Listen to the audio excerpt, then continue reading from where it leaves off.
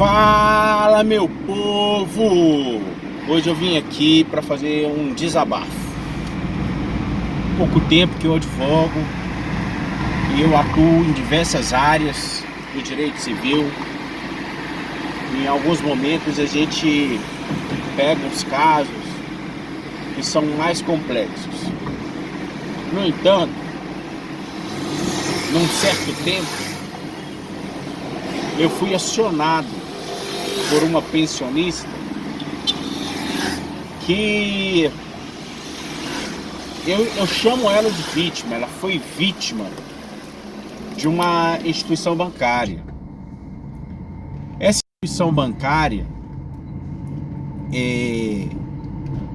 se aproveitou da vulnerabilidade dessa pensionista, que num primeiro momento requereu empréstimo, e começou, por meio dessas agências financeiras fornecedoras de empréstimo, começaram a ligar para essa pensionista durante um bom tempo, oferecendo empréstimo. E em dado momento, essa agência, por meio dos seus correspondentes, apresentaram a essa pensionista 6, entendam bem, pessoal, 6 antecipações de apenas 1/13 que essa pensionista receberia. Ela começou a entrar em um certo desespero e procurou a agência bancária. A agência bancária, por sua vez, eu peço desculpas, o vídeo vai ficar um pouco longo, mas ele é necessário, porque é o que o nosso país precisa mudar. Então ela procurou a agência bancária para poder saber da agência o que de fato ela tinha de empréstimo, porque ela não sabia mais o que ela estava devendo, de tanta oferta de empréstimo que foi feita a ela. E assim, em alguns momentos, ou alguns deles, inadvertidamente ela aceitou e ela não se negava a pagar. Então ela procurou a mim. Em análise da documentação que ela apresentou, eu pude identificar essas inconsistências que eu já falei para vocês, que foi diversos extratos sem a assinatura dela. Em alguns extratos constavam o mesmo empréstimo no mesmo dia ou na mesma semana, com os mesmos valores. Então eu falei, olha, existe a possibilidade de, em juízo, a gente pedir para que o banco apresente o empréstimo que de fato a senhora fez.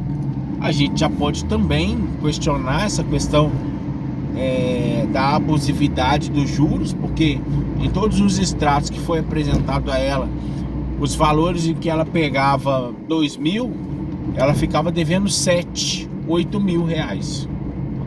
Então assim nós fizemos, entramos com uma ação monitória, informando para o juiz todos esses fatos, pedindo ao juiz a inversão do ônus da prova, que é uma regra do direito consumidor, né? Quando o consumidor ele demonstra a sua hipossuficiência financeira, existe a possibilidade do juiz dar a inversão do ônus da prova. Então, ao invés da pessoa, né, do consumidor, comprovar de que ele não fez o empréstimo ou que houve o abuso, o judiciário determina para que o fornecedor, o prestador de serviço, ele comprove que ele agiu de forma correta. Então, no primeiro momento, o juiz da vara tal entendeu que havia verossimilhança nas alegações e determinou a inversão do ônus da prova. Isso nos deixou bastante animados, porque com a inversão do ônus da prova bastava o banco apresentar o que de fato havia de débito, certo? O que de fato havia de débito, e o resto se negociaria. Pasmem-se, não foi o que aconteceu. O banco não apresentou o que havia de débito. O banco veio em contestação e juntou um contrato que não era o contrato objeto da discussão e um contrato seguro que a pensionista não tinha ciência da existência desse contrato seguro.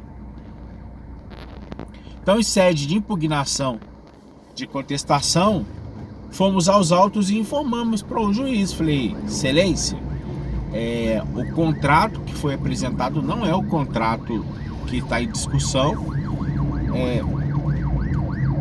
e o seguro que foi juntado aí demonstra a abusividade do banco, uma vez que caracteriza a venda casada. Senhores, a questão da venda casada não foi aventada na inicial porque não se sabia da sua existência. Então, foi apenas impugnado e foi pedido ao juiz que reconhecesse que havia ali uma abusividade por parte da instituição financeira e pedimos procedência do pedido. Para nossa surpresa e infelicidade, a sentença veio com o seguinte argumento: de que a autora alegava que havia juros abusivos e de que os empréstimos não haviam sido feitos. No entanto, a autora confessou que havia realizado os empréstimos. O juiz não analisou a inicial. Ele simplesmente ele pontuou aquilo que convinha ao banco e se utilizou na sentença. Ele não analisou a questão do contrato da venda casada, ele não analisou a ordem dele mesmo, que era para o banco apresentar os contratos, não analisou nada disso. Ele simplesmente disse que a pensionista de ensino fundamental, que ela confessou que havia pego o empréstimo e que o valor do débito era devido. Portanto, ele julgou improcedente o pedido, condenando a pensionista ao pagamento de 10% do valor da causa como ônus de sucumbência. E detalhe, o juiz não deu para a pensionista a gratuidade de justiça. Então, me reuni com ela, expliquei, falei: olha, essa sentença é injusta, que de fato é uma sentença injusta. Não era, não, é uma sentença injusta. Existe a possibilidade de recorrermos a uma turma de desembargadores, que não será um juiz, serão um colegiado, que pode analisar de forma diferente e reverter essa sentença. A senhora quer entrar, mas existe a possibilidade dessa turma também não reconhecer o seu direito e haver uma oneração da sucumbência, mas eu acho que a turma vai aceitar nosso recurso. Então ela concordou com esse recurso e fomos ao recurso de apelação. Pois bem, no recurso de apelação, em síntese, contei o caso que eu já contei para vocês aqui para os desembargadores e pedimos aos desembargadores o seguinte: que julgasse procedente a apelação para reformar a sentença. 2, que determinasse, que julgasse, que reconhecesse a nulidade dos contratos, uma vez que o banco não apresentou na forma da inversão do ônus da prova, o banco não apresentou o contrato que ele deveria ter apresentado quando o juiz determinou a inversão. Pedimos a reconsideração para o juiz, para os desembargadores da gratuidade de justiça, uma vez que e está lá na apelação, se o recurso não for julgado procedente, a apelante não teria a condição de arcar com o custo do processo, que seria a sucumbência para os outros advogados, uma vez que o valor da causa é um pouco alto. Novamente, para minha surpresa, nós caímos na relatoria de um determinado desembargador que eu sinceramente não conheço, e ele não admitiu a apelação. Ele não admitiu a apelação sobre o argumento de que houve a alteração dos pedidos, né? Nós não pedimos na apelação a mesma coisa que nós havíamos pedido na inicial, mas houve uma série de alterações que ocorreram no curso do processo que nos permitiram fazer uma pequena alteração nos pedidos quando surgiu o contrato de seguro na contestação. Pedi para o juiz para considerar aquilo como venda casada em sede de impugnação. Não foi uma alteração de inicial, foi apenas em sede de impugnação, quando se conhecia um fato novo, que era um fato novo.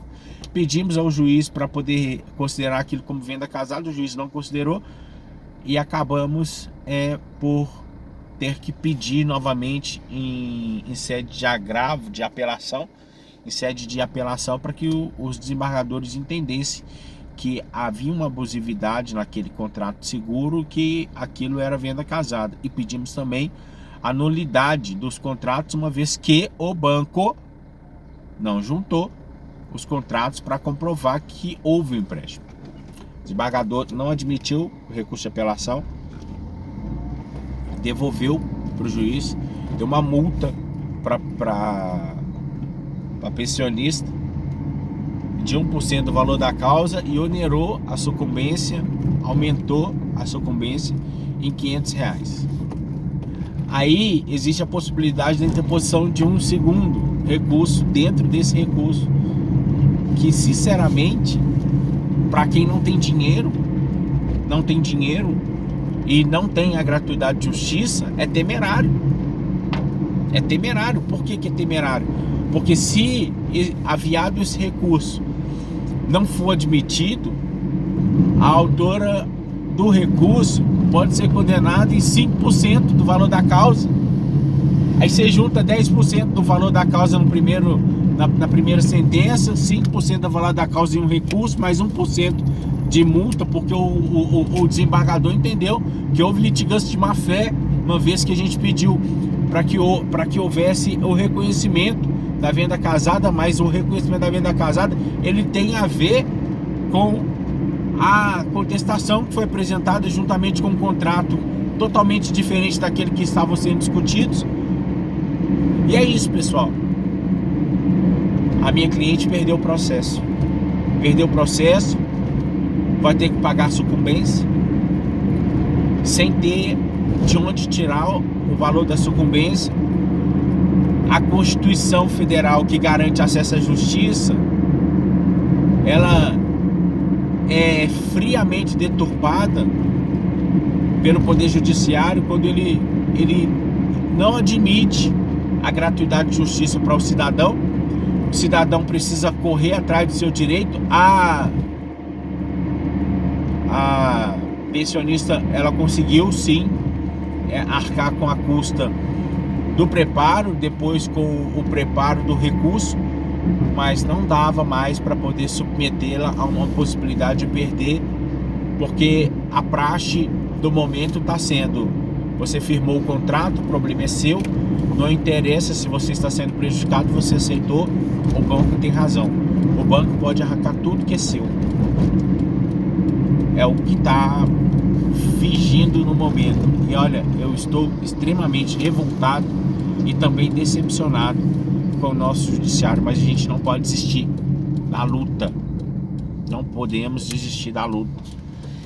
E é só mais um capítulo da nossa história brasileira. É um detalhe que eu pedi reconsideração da gratuidade de justiça. O desembargador disse na sentença dele de inadmissão do recurso de apelação que ele não iria analisar, porque a autora, a apelante, havia pago o preparo, então isso demonstrava que ela tinha condição de pagar pelo recurso. No entanto, em um outro momento, em um outro processo, a gente não pagou o preparo, pedimos a reconsideração, o desembargador mandou o processo voltar para que a apelante pagasse o preparo em dobro. Isso é um absurdo. Absurdo.